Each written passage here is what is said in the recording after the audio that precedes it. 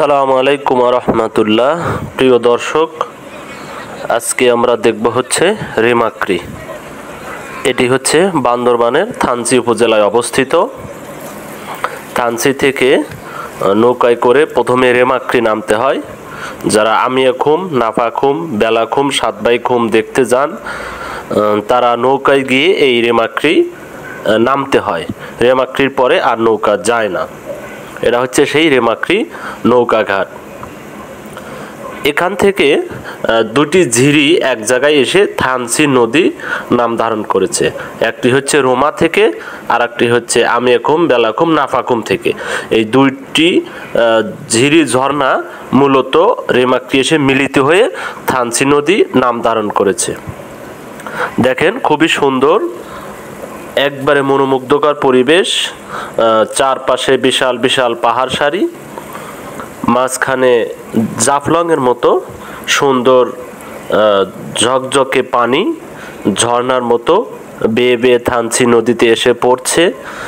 সেখানে খুবই সুন্দর লাগে, পানি খুবই ঠান্ডা।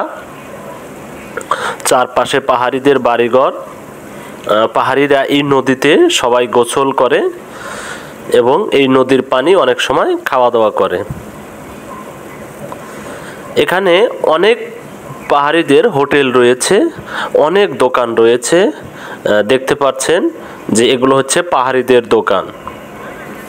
এখানে সব ধরনের খাবার পাওয়া যাচ্ছে পাহাড়ি।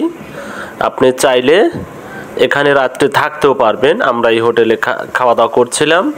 এখানে পাহাড়ে বিভিন্ন ফলমূল পাওয়া যাবে।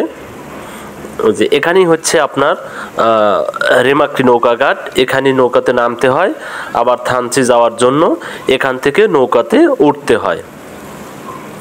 দেখতে পাচ্ছেন পর্যটকরা কিভাবে সব সুন্দর পানিতে সবার মতো গোসল করছে।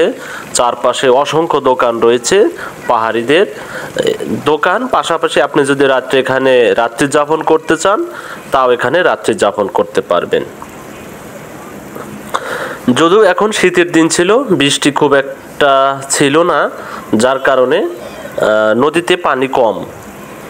দেখতে পাচ্ছেন যখন বৃষ্টির সময় হয় তখন কিন্তু এখানে আরো প্রচুর পানি থাকে, তখন পরিবেশটা আরো সুন্দর হয়।